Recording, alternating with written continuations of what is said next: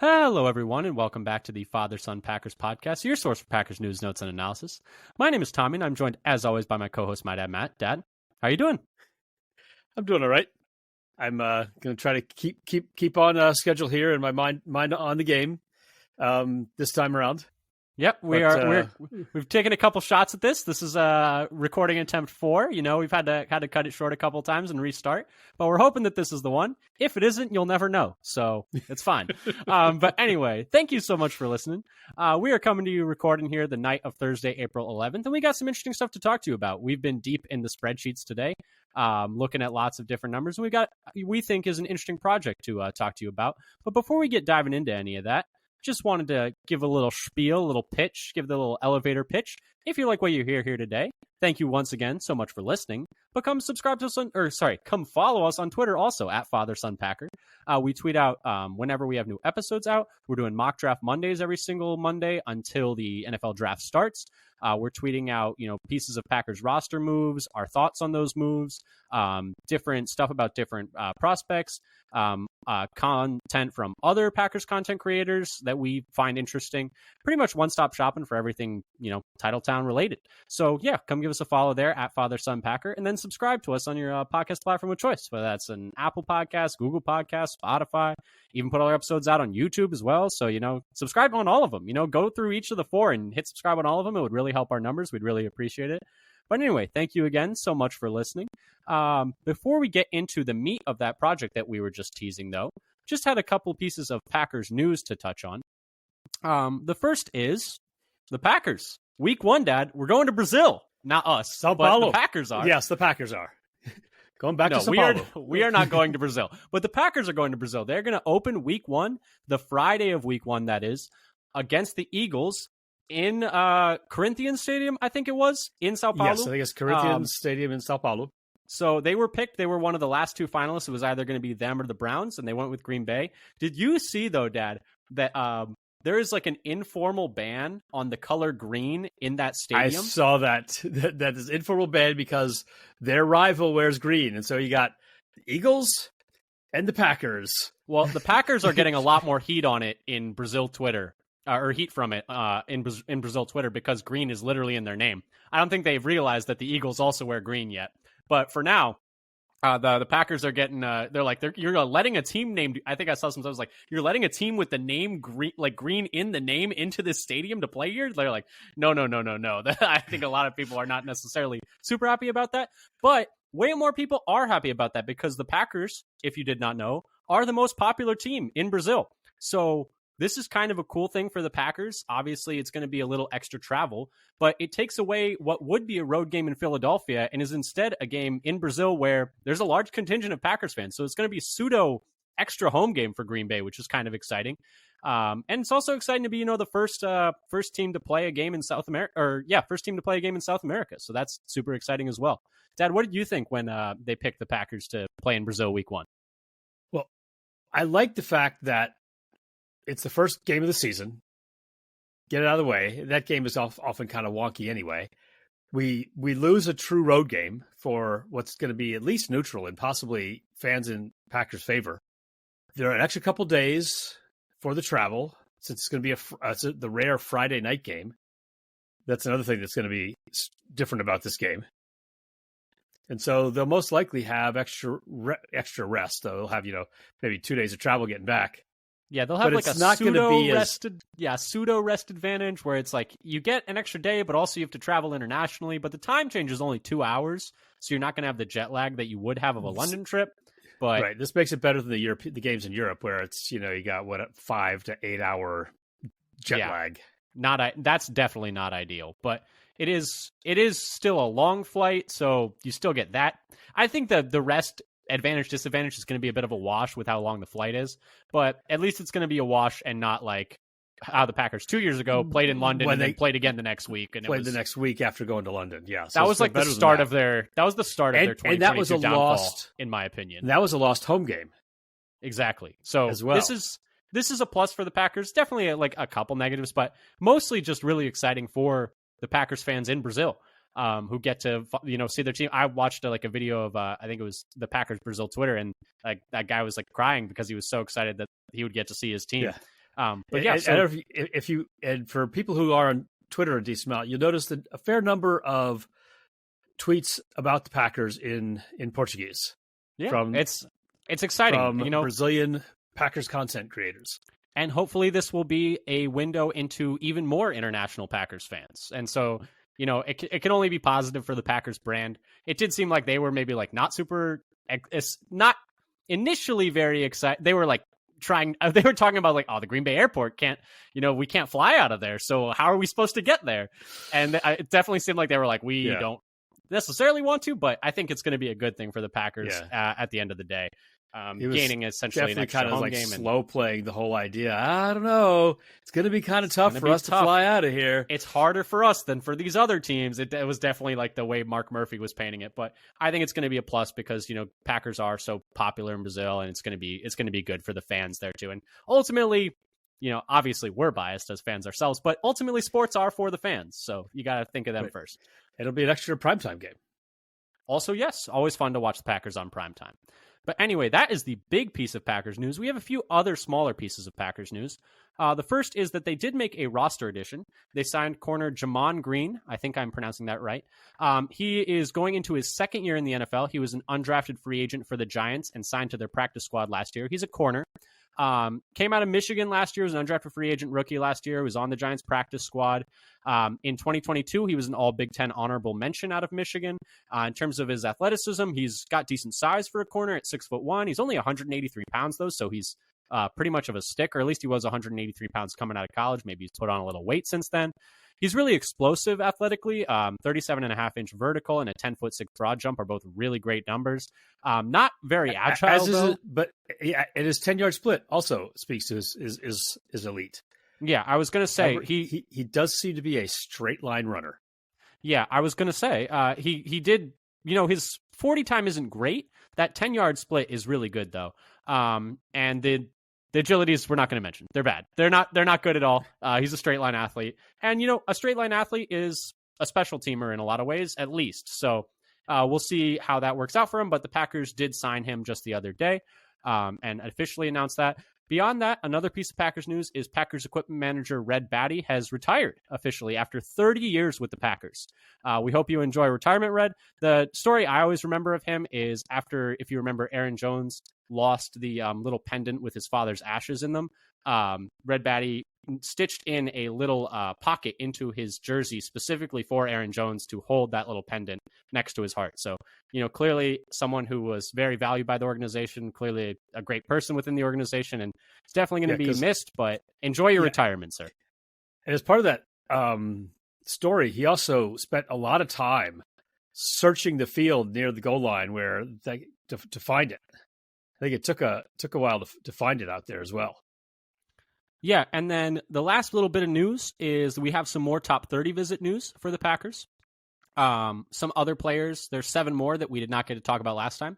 Omar Brown, safety out of Nebraska. Ray Davis, running back out of Kentucky. Kool-Aid McKinstry, corner out of Alabama.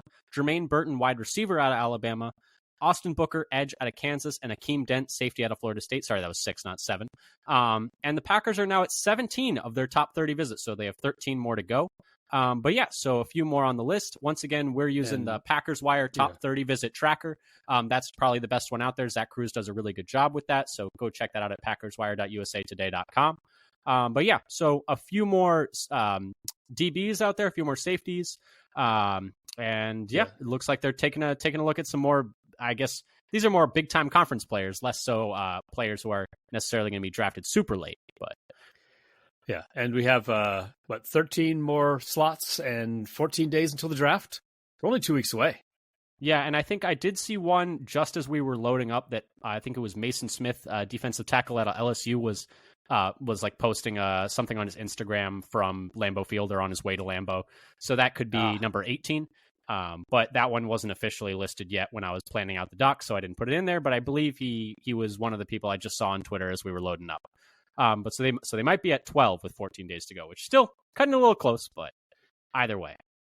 But anyway, moving on to the main portion of our top, unless there's anything on those notes that you wanted to talk about, Dad, whether that's anything more you thought about Brazil-wise while we were talking about the other stuff, Red Batty wise, top 30 visit wise, Jamon Green wise, anything you wanted to tack on there? Well, I find the whole Brazil thing pretty exciting. It's going to be fun. I'm not going to be going all the way to Brazil for a football game. But it'll be fun for the fans there. And one more Red Batty story that I saw is Christian Watson's dad tweeted about how he thinks that he and Christian were the first father-son duo to receive their first NFL jerseys from the same person. Yeah, it's kind of crazy. He's really been there. What was it? 30 years means since 1984? Or no, 1994.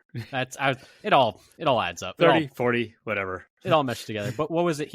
He's been around the league for 43 years though. I think he was with the Oilers before he was with the Packers. So he's been around. It is a while if you were with the Oilers. Yeah, and that makes it a while just there. And it was something where he's been working in, I was reading like the article that the Packers.com posted about him. He's been working in equipment rooms since he was 14. I think he was working in the CFL for a little while, and then the Oilers, and then the Packers, I think were the main organizations he worked for.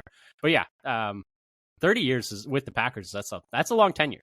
But anyway, that brings us to the meat of this episode, which is a little project that the two of us worked on. We've been deep in Excel spreadsheets all day and deep in combine data and PFF data. And so just before we get into that, just wanted to shout out a couple of websites. The first is a person, Kentley Platt, who at MathBomb on Twitter does all of the RAS stuff and does a great job with RAS cards. That's where we got the majority of our combine data. When we weren't able to get that, we were able to get it from NFL Draft Buzz, was also very useful. So shout out to them. And then shout out to PFF for some of their college, missed tackle data, their coverage grades from college, their et cetera, et cetera, et cetera. And you might be wondering, what is this man talking about in terms of all these numbers? Well, I'm going to tell you. So the kind of impetus behind this episode and what we decided to look at in this episode, well, the main thing is the Packers defense is changing. And it's changing probably more than it's ever changed since 2009, probably, when they hired Dom Capers. They're moving from a really conservative 3-4 defense under Joe Barry. We all know how conservative it was. We don't need to dwell too much on the Joe Barry all the era. Running gags about the receiver can't get behind you if you have your feet in the back of the end zone. We've all seen the stills of the first down line, 3rd and 1, and the corners 8 yards behind that. So we don't need to dwell on it too much. But they're moving from that with that 3-4 front, the mostly zone defense, something that was kind of, initially Joe Barry was of that Brandon Staley, Vic Fangio too high, and then he stopped running as much too high as it went. But anyway, I digress. Now we're moving over to Jeff Hafley, a much more aggressive defense, it sounds like. A lot of single high, a lot of press man coverage, and a 4-3 defensive front. And this is probably the biggest change we've seen on defense since 2009, when they moved from a 4-3 defense to a 3-4 defense under Dom Capers. And if you remember way back when, 15 years ago, one of the first things that they did was they gave Dom Capers players that fit his scheme. And what they did was they used 2 first-round picks on B.J. Raji and Clay Matthews almost right away to get him players that fit for him.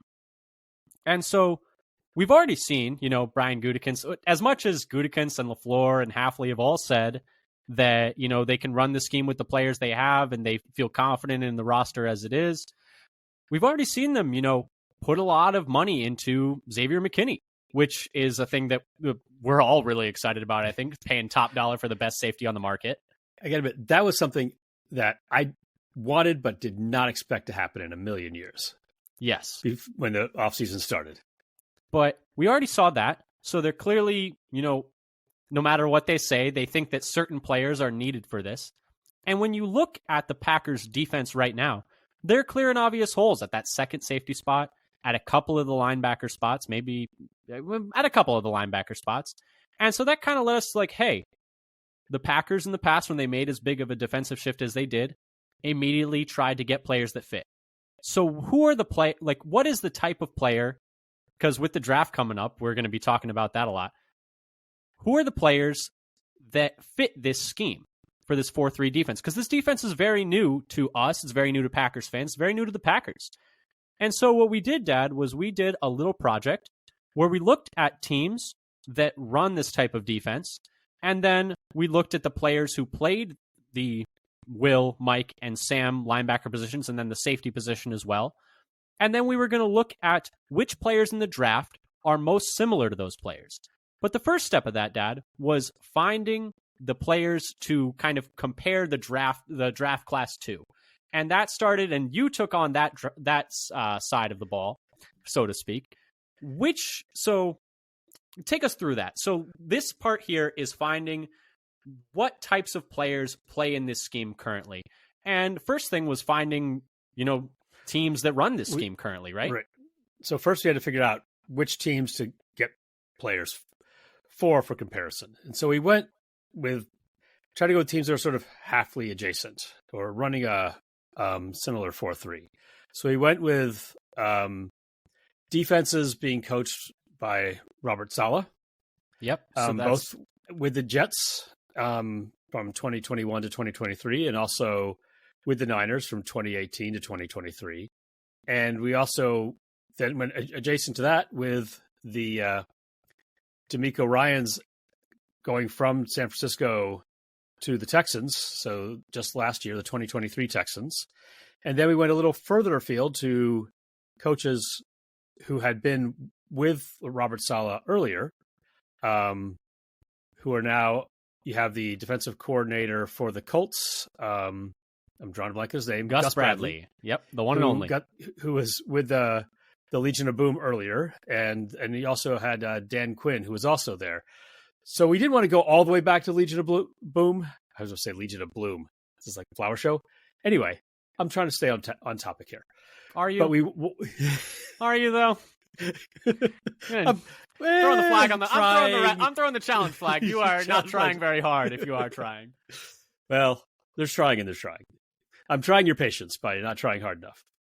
But so we wanted to go with coaching systems that were similar but not too long ago. So we got 5 teams, and as far back as 2018 for the 49ers. Yeah, so it's essentially coaches who have been defensive coordinators who are 1 or 2 steps of separation away from Jeff Hafley. 1 or 2 Kevin Bacon's away from Jeff Hafley. Exactly. If you don't know the 6 degrees of Kevin Bacon, go look it up. But anyway, so because Jeff Hafley coached with Robert Saleh with the Niners in 2018, he also coached with D'Amico Ryans in 2018 on that same Niners staff. So that's the 1 degree of separation for D'Amico and for Robert Saleh, and then 2 degrees of separation over to Bradley. And we wanted to do also coaches who are still running a 4-3. So 1 to 2 degrees of separation and coaches who are running a 4-3 and not too far back so as to be like irrelevant to the modern NFL. But that kind of left us with... And I just say, and that's the reason why we didn't go with Mike Pettin, who Hafley had been with the Browns, because he wasn't running a 4-3. Yeah, he was running a traditional more. We know what Mike Pettin was possible. Running, yeah. We didn't go in every possible direction. Yes, but anyway, so that left us with a sample of players to choose from, and it ended up with what was the counts again, Dad? Who did we end up with? So when we got rid of the duplicates, because we had players showing up multiple times, like Fred Warner and Dre Greenlaw. Yep. But we got 17 safeties, 9 Sam linebackers, 6 Will linebackers, and 4 Mike linebackers. And some of those players who reappeared, they actually showed up on multiple teams as well. Followed the coach around from one team to another. I think it was 5 Mike linebackers, actually. But I will say also, we just wanted to shout out. I meant to say 5 Mike. Yeah. 6 Will, but I will also shout out really quick Our Lads, which we used for the depth charts. So that helps you. If you're ever trying to look for old depth charts, ourlads.com is very handy for that. And they have it by the month, actually, not just for the year. And so what I did from Our Lads was take the starting designation from the beginning of October. I thought, okay, let's not wait so long to get players injured and they no longer have their preferred starters. But I also wanted to give a little time, and you saw this happen, for rookies to take over a starting position, rather than because the beginning of September, they haven't even played a game yet. And so I wanted to wait until we had a couple games in, and then they settled on that as our standard for the lineup for each one of these teams to pick the players. And I would say that the reason we're looking at the safeties and linebackers so much is we expect them to add players here because we've added Xavier McKinney, but we've lost 3 safeties from last year's team. Yeah, and we've lost a linebacker, haven't added one yet. And we're going to be using more. Yeah, we're going to be using 3 linebackers instead of 2. You lose Campbell. Obviously, I feel like McDuffie played pretty well last year, and they've said positive things about McDuffie. They brought back Eric Wilson. They have players who can play there, but it definitely seems like a spot that they're going to need to add in a defense that, at least in its base, and we talk about, obviously, people always say like base defense doesn't matter anymore. 20%, yes, on its face, like doesn't sound like a lot.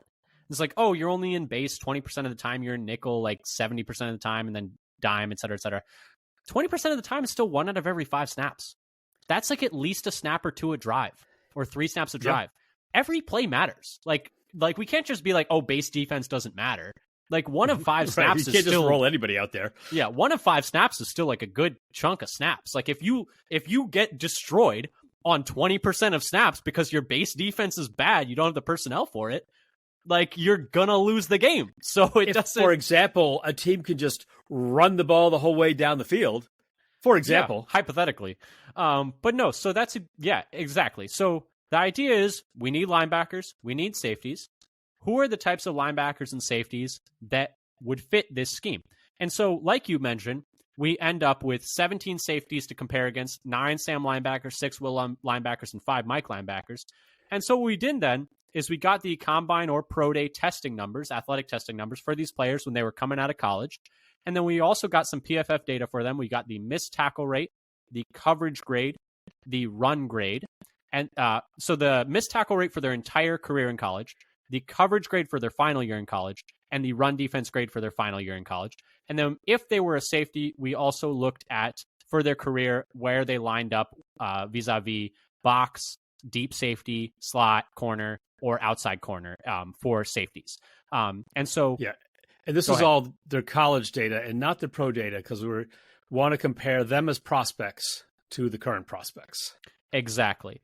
So what we did then is, from these established NFL players in this scheme, we were able to create like an archetype, I guess, or a prototype of a player for the scheme for the safety position, the Will position, the Mike, the Sam linebacker spots, by taking the average of their measurables coming out of college, measurables and performance metrics coming out of college for each position on this team. So once we got a prototype, archetype, an average Will linebacker, an average Mike linebacker, an average Sam linebacker, and an average safety, we then took to the draft. And so we were looking at safeties and linebackers in the top 250 of the consensus big board. We also added in players who the Packers had a top 30 visit with. So that includes Omar Brown, the safety out of Nebraska, who we just mentioned, and Akeem Dent, the safety out of Florida State, who we just mentioned. And so what we did was we looked at which players were the most similar to these players who had played in this scheme at the NFL level, most similar to them coming out of college, that is. So we did have to drop a few players due to lack of measurements. Some of these were like Junior Colson, linebacker out of Notre Dame, hasn't done a lot of athletic testing. J.D. Bertrand, a player that I like on tape, but he doesn't have enough athletic testing to really get anything interesting out of that. And a few others, we had to cut out. So we ended up with 19 safeties and 13 linebackers coming out of the draft to analyze their similarity to these prototypes of linebackers and safeties in this 4-3 scheme, this scheme that is similar to Hafley's, where Hafley has drawn his inspiration from. So the results, essentially, what we did was we took the average amount, and then for each player essentially did a subtraction of the two. We're going to get a little in the weeds, but if you take the difference between each measurement, so take the difference of the heights, take the difference of the weights, take the difference of the hand size, the arm length, the 3-cone, the short shuttle, the 40-yard dash, the 10-yard split, the 20-yard split, the vertical, the broad, the 3-cone, the short shuttle again. I probably already said short shuttle. And then also the run defense grade, the coverage grade, and the missed tackle rate, and then the splits, although we converted the splits to percentages just to control for that. You end up with essentially the difference of them, and then you take the square of each of those, and you end up with an amount that they're different. And when players didn't have measurements at a certain position, we just ignored that measurement and only looked at the other ones. That's why we cut out some of those players that didn't have enough measurements, because essentially what would end up happening was players with no measurements just, you're very similar. If you had a player with zero testing and zero measurements for all of our categories, there'd be no difference between them and the archetype because we weren't using the categories that they didn't have a measurement for. Yeah. The other thing that essentially, I just want to tie that off. You want to finish up? Essentially, you end up with a similarity score from that. Essentially, how different each of these draftees is from the prototype of the player at that position in this scheme. And the smaller the number, the more similar they are to the players that have played in this scheme. And so what this is not, just as just to talk about it, this is not hey, these safeties and linebackers are the best players in the draft. What it is these safeties and linebackers are the most similar to the players already playing in this scheme in the NFL.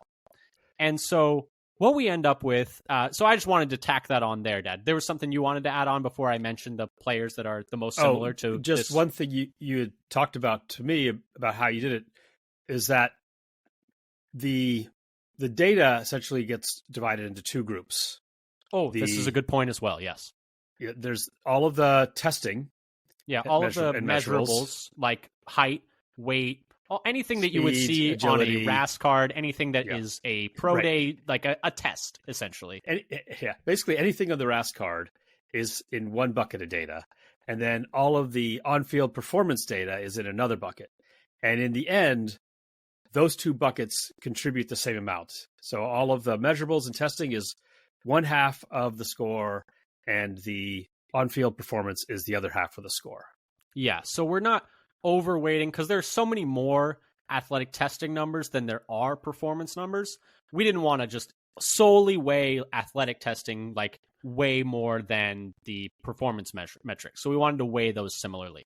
So what this does do in terms of, a bit of a drawback is for linebackers specifically, where we're not looking at snap counts as much, coverage grade, run grade, and missed tackle rate are pretty heavily weighted in terms of when we're looking at similarity. More weighted than stuff like height, weight, speed, et cetera, et cetera. And, you could argue that's a plus or a minus, but we didn't feel like it was fair to just be looking at, because at that point, you're like mostly looking at athleticism metrics and similarities there. But it does matter how these players played at the college level as well. So what we end up with is a similarity score for each player. And so we're going to go over the 5 players at each of these positions that were the most similar to players playing in this scheme. So at the safety, drumroll please, the most similar player by far was Dadrian Taylor Demerson out of Texas Tech. He was substantially more similar to safeties who have played in this scheme already than any other safety. The gap between him and 2 was bigger than the gap between 2 and 8, I believe. Beyond him, it was the safety Josh Proctor out of Ohio State, safety Tyke Smith out of Georgia, Omar Brown out of Nebraska, and Akeem Dent out of Florida State were the top 5 of the 19 draftable safeties that we were looking at. And so something interesting is we have already met with 2 of these top 5 quote-unquote most similar players to this scheme, which I think is maybe indicative of that we're doing something perhaps that has some amount of interest there. That's some positive feedback in terms of, hey, so that is an interesting number at least. Omar Brown, and the other is Akeem Dent out of Florida State, who the Packers have met with. Akeem Dent is awesome. Yeah, the Packers have met with both of them recently. We used top 30 visits with them recently. Yeah, and I know that Dadrian Taylor Demerson has been a darling of a lot of, not just Packer fans, but a lot of teams. I think are high on him as a draft prospect. Yeah, and he's a player that I think can play, all over the place. He can do a variety of things. And we talked about when Brian Gutekunst was talking at the NFL owners meeting that they want their safeties to be able to do either thing. They envision a bit of rock and roll in terms of, Xavier McKinney's not only going to play in the deep post. They want their safeties to be able to do both.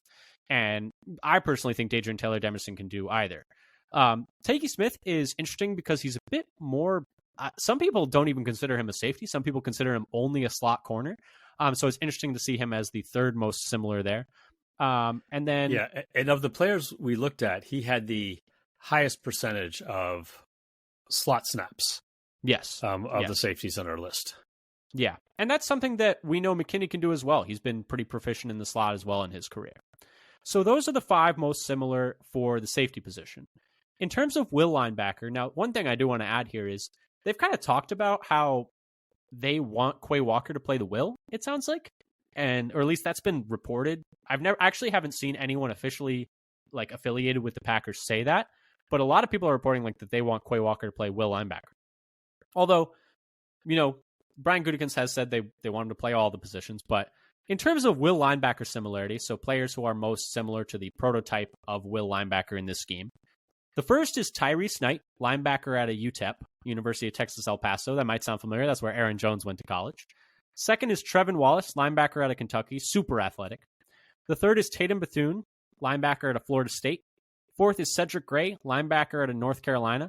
And the fifth is Nathaniel Watson, linebacker out of Mississippi State. So of these, the interesting thing is most of these are very good athletes.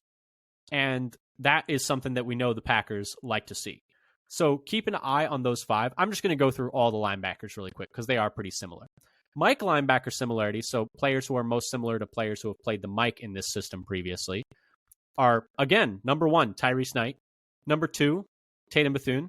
Number 3, Edgerrin Cooper, linebacker at Texas A&M. Number 4, Peyton Wilson, linebacker at NC State. And number 5, Jalen Ford, linebacker out of Texas. Now, Cooper and Wilson appearing on this Mike list are interesting because they are the two that have the highest projected draft pedigree. They're the ones who are projected to go the highest in the draft of the linebackers. They're most people's linebacker 1 and 2. Cooper's one thing is he's a little small. So while he matches up very well in terms of a lot of the metrics with players who have played the Mike in this scheme, the one that he doesn't, and we're not weighting any one measurement more than another when we're looking at this similarity score, the one that he doesn't is weight. He's only 230 pounds. And so that might actually be a cutoff where even though he's similar everywhere else, he's not hitting that threshold for weight. So that's something where this similarity score is not a perfect metric in terms of, hey, if they have a hard and fast threshold of like, hey, we need our Mike linebacker to be 235, 240 pounds at least, that similarity score it doesn't matter that he's similar everywhere else if he's not big enough to play the position. And then Peyton Wilson is someone... Thing is, there aren't actually many linebackers that would fit that weight threshold. Now, the Mike, he says, like, he's usually, and based on this archetype, the tallest, the heaviest, the best tackler in terms of missed tackle rate, but not necessarily the fastest. But Cooper is tall enough. And also has the Mike also by these usually has the longest arms, and Cooper's arms at 34 inches. He's got long arms as well. He's built just to kind of go on a tangent about Cooper because I think it's valuable to do because I know he is someone that a lot of Packers Twitter is very high on. I'm kind of split on him. We can go on a tangent here. We have time to spare. How do you feel about Cooper? Because to me, I'm like, man, 230 pounds is really light. And I don't know if he can take on blocks at the NFL level. I don't know if he can disengage from blocks. When he's kept clean, he's great. But Texas A&M was like using him very interesting. They had him going downhill a lot. They had him just like attacking downhill almost entirely was his job. And just go downhill, hit gaps. And that would work maybe for the will for the Packers. It's just stylistically, we know he's like, similarity score wise, more similar to the Mike linebackers, but stylistically is probably a fit for the will, but they seem to want to play Quay Walker there. And I don't know how they would fit together. And so what do you think about Edgerrin Cooper? Yeah. So I do like, his, at least like hitting power and his attacking downhill. I haven't seen too much of him, like, take on and shed blocks in a sort of a traditional, but might think of a Mike linebacker role. But he does have a good run defense grade, and the Mike archetype has a much better run defense grade than the other two, than the Sam and the Will. And so his run defense grade is more on line with that. But he also has a really good pass coverage grade. His missed tackle rate is a little high. I was going to say, of these 5, most similar to the Mike linebackers, he is the worst tackler of the 5. Right. The best tackler is Tyrese Knight, who we're going to have to maybe do a deep dive into Tyrese Knight. I've watched a little bit more. I've watched some of him, I came away, I was like, he's a fine late day 3 guy if they want to take a flyer on him, but he's at the top of a lot of these lists in terms of similarity to players who have played in this scheme already. Yeah, and it's not a player that I've been following very much. What I've been thinking is more about how Peyton Wilson is a good tackler, although not quite as good as Tyrese Knight. But he's a significantly better missed tackle percentage than Edgerrin Cooper. Yeah. Though he has much shorter arms. And well, since I'm already mentioning Tyrese Knight, let me just mention the Sam linebackers really quick. The Sam linebacker similarity, number 1 again, Tyrese Knight. Number 2, Trevin Wallace, linebacker to Kentucky. Number 3, Nathaniel Watson, linebacker to Mississippi State. Number 4, Tatum Bethune again, linebacker to Florida State. And number 5, Cedric Gray, linebacker to North Carolina. And so one of the takeaways that I found from this is you have multiple players popping up at multiple positions. Knight and Bethune pop up on all 3 lists for similarity. And the reason that those are interesting to me is because Brian Gutekunst said at the NFL owners meeting, and I mentioned briefly before, he wants these players, these linebackers, to be able to play at all 3 spots. Because he was like, hey, when injuries happen, and in the NFL, in this league, injuries are going to happen, you need to be able to step into another spot probably, like when you're called upon for depth. So those players being, similar, having a good similarity score at all 3 positions, to me, indicates that, hey, maybe they're even more so on the Packers' radar because they're the type of player that could play at all 3 of those spots. Yeah, it definitely seems to be one of Goody's priorities anyway. And I guess since he's making the call on who they're going to draft. I was going to say, the Packers' priorities, you mean, because he's the one calling the shots, right? It seems to be. And I think he's, better rested this year to look at tape. The other thing about when you're talking about who's there with the Packers in terms of looking at the tape and figuring it out, Hafley has already been, I think, involved in looking at tape of the current Packers and players they've signed or re-signed. Yeah. And I think also grinding the tape for the draft as well. Well, Gutekunst mentioned that before they re-signed Keyshawn Nixon to play slot corner for them, he had Hafley, watch his tape and make sure that he was like, hey, like, do you think he can play slot corner for us, like in this defense? And Hafley gave him the green light, and then they, gave Keyshawn Nixon a pretty sizable deal to come back and play slot corner.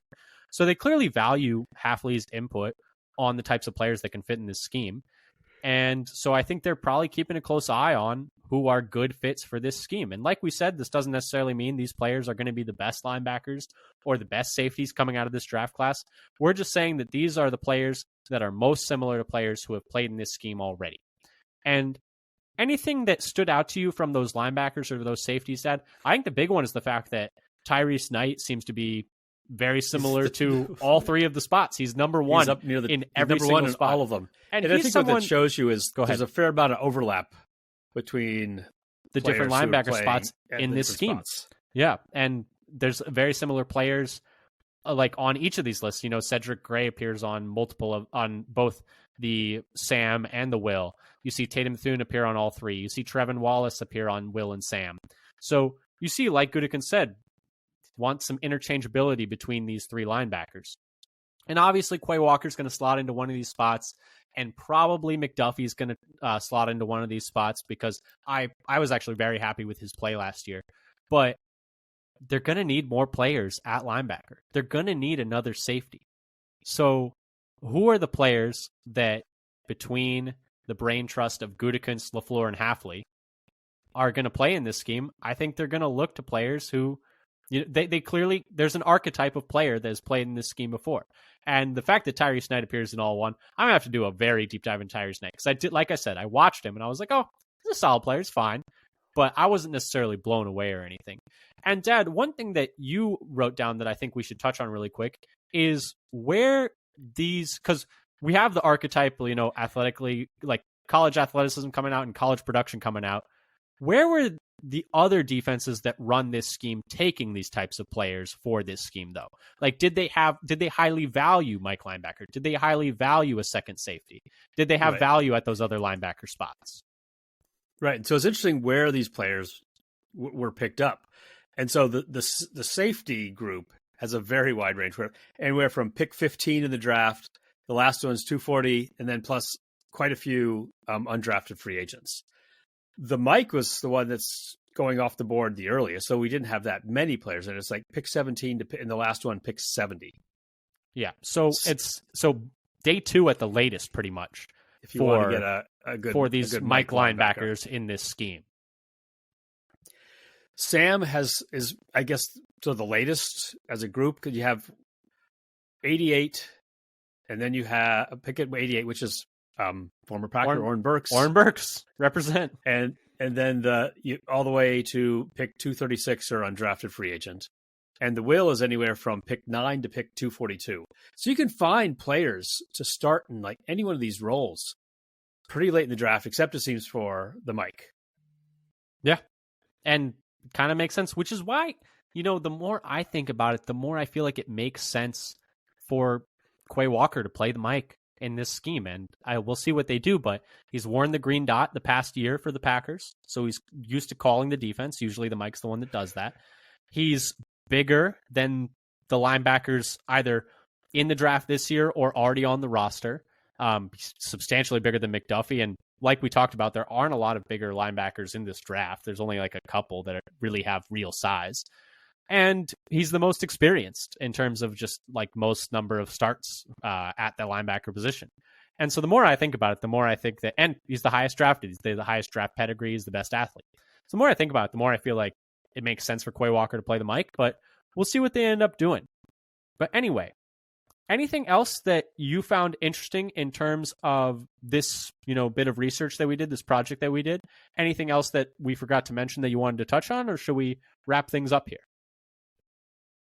I think that's it. Those are the main things. One thing I did want to add, though, I guess, is I put the over. I'm betting the over on the over under of 1.5 players added at each one of these. Like so linebacker you think and safety. 2+ linebackers and 2+ safeties drafted in the NFL draft.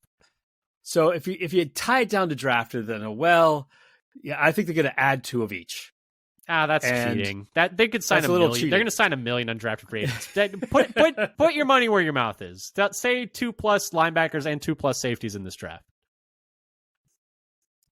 Okay, I'm going to 2 linebackers. And the safety is a little squishier since they've already added. I was going to say the fact that they've already added the safety is a little, I don't know. And so I think whether they sign another one in, because these late street free agents that they've been kind of lucky with lately will depend on. Lucky's the right word. I think people overestimate our ability. Like we're just so good. Yeah, we're just really good. skilled. Yeah, no, definitely. We're just the best at signing Devondre Campbell and having him be a Pro Bowl or All Pro right off first the street. Team All Pro. Yeah, right off the street. Perfect. So I think they will be looking to draft 2. And if they don't get 2, then they will sign somebody. Yeah, it's interesting. Like we talked about, and this kind of is it's tangential. It's slightly related because recently I was looking at, Peyton Wilson is one of the players that was most similar to players who have played Mike in this scheme before. And he's probably the linebacker who's projected to go the earliest in the NFL draft if you look at, the consensus mock drafts. He's a player that's very interesting. And I was recently looking, I was like, what would a draft look like because Peyton Wilson, if you didn't know, has medical concerns and he's a little older. He's 24 years old. He's had 2 ACL tears and he's dislocated, I think, both of his shoulders. And so you might say, holy crap. Other than that. That's other than that.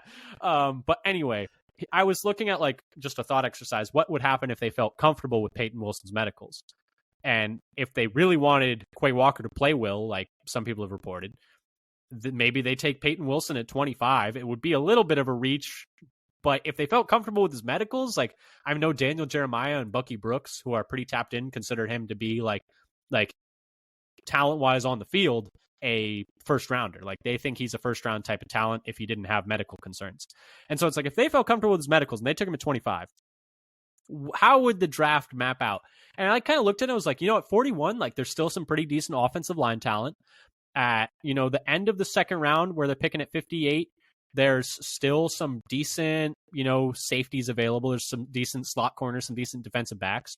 You could get some decent offensive line depth, Dominic Pooney, McCormick, and Mahogany are all, projected to go end of the third.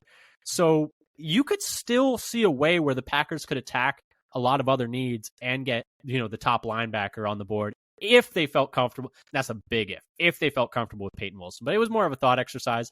And we talked about, the Mike linebacker in this scheme is usually the highest drafted one, and they with a lot of, capital invested in them. And so it was just something that I was thinking about. And Peyton Wilson, made the top 5 of most similar to these Mike linebackers that played in this game. But anyway, sorry, you were going to say?